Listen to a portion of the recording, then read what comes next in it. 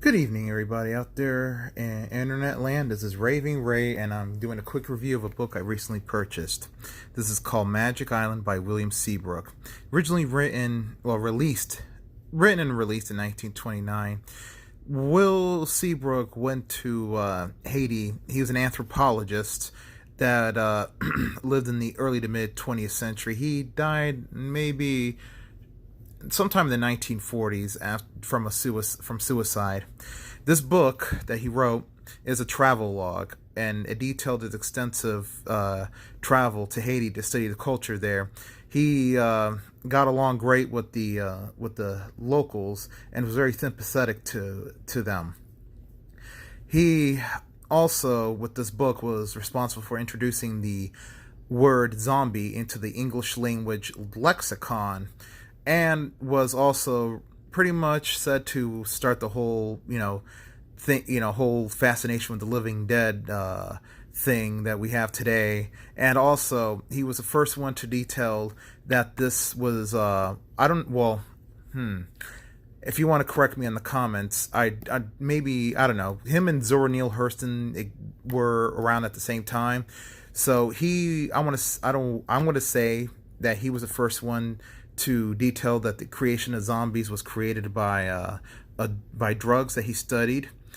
And later, as you can see by here, it says the afterword by this guy, Wade Davis, who, if you haven't seen Serpent and the Rainbow, a horror movie based off a book that he wrote in 1982, he went to Haiti and studied the whole process himself, and he was heavily criticized too. So was Seabrook. A lot of people found it a load of horse poo-poo that he got initiated into a whatchamacallit voodoo, a voodoo, I don't want to say cult, but got initiated into the rites of voodoo. But Zora Neale Hurston at the time confirmed everything that he said was true, because she had spent some time in Haiti studying the culture and voodoo. But he claimed to be the first white man to be initiated into the rites. I highly find it doubtful that he was the first white man to be initiated to the rites, but I could be wrong, because I'm making the terrible mistake here of judging this by the merits of modern Haitians, the ones that I know and I'm great friends with, because I know a couple that do practice voodoo, and if I wanted to, they probably would initiate me. But like I said, I'm judging this by modern merits. Who I don't know how it was back in the 1920s when he went to the island. I do know when he went and was studying this and doing his thing for his book, the America was occupying Haiti at the time since 1915. They retreated from the island in, like, I believe, if I'm remembering correctly, 34, 35. But at the time, the American Marines were engaged with a group of guerrilla soldiers known as the Cacos, and one Cacos leader that was killed, as was detailed here in the back in the notes of the book, was that they found that he was that he was I think either Hugan or Bakur, and had a extensive notebooks of spells and everything on him that Seabrook got his hands on and used it to further his research. Now, it says here of course, we all know who this person is right here. Introduction by was one that pretty much reinvented the zombie film genre and ushered in the modern zombie film era, George A. Romero. So this was written before his death. So this is a reprint. Like I said, this book came out in 29, so this is, I believe, a 2015 reprint. So it has art by Alexander King here, who himself was a man of very questionable deeds, and this is an example of his illustrations here, which would be regarded racist by today's standards. But if I saw this as a kid, I think I'd have a good amount of sleepless nights. It says here are deep matters not easily to be dismissed by crying blasphemy. Like I said, it is a travel log. There are parts that are very slow in this book, and there are parts that are very fascinating. one of the most fascinating additions to this book is a comic panel introduction to Seabrook and his career. You know, he studied the occult, as it explains here. He checked into a mental hospital, which he wrote a book about to deal with his alcoholism. And yes, he was into S&M. And if you look for him on the internet, there's a picture with him. I don't know if that's his wife, but with a woman and with shackles around her neck. And then he did say he practiced cannibalism. When he was in Africa writing one book, he was studying about cannibalism, but since he was an outsider, they did not allow him to partake. So he claimed that he went to a medical center and paid the coroner to give him a chunk of human meat so he could try it out himself. He claimed he did it, but this man was not above going with sensationalism.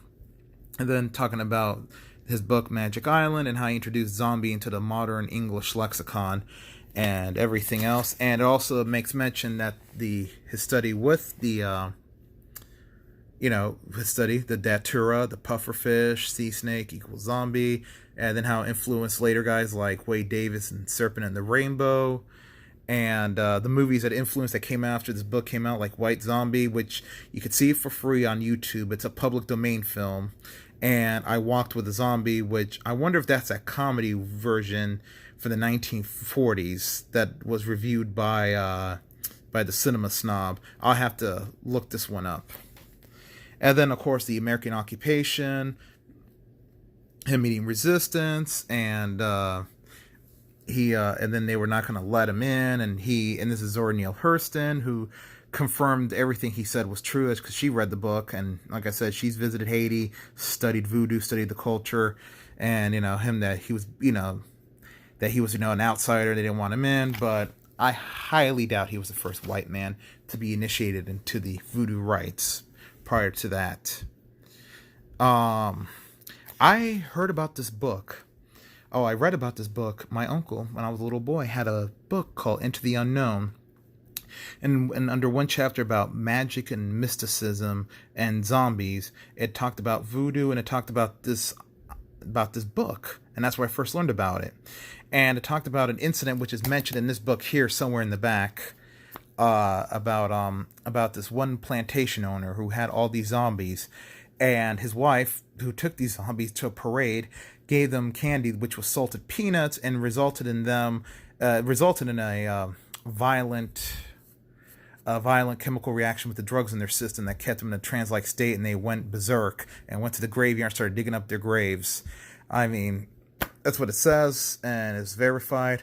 I do eventually want to get the 1929 edition of this book, because aside from as you could see about the drawings, at least they incorporated the drawings from King in here. Other editions don't do it.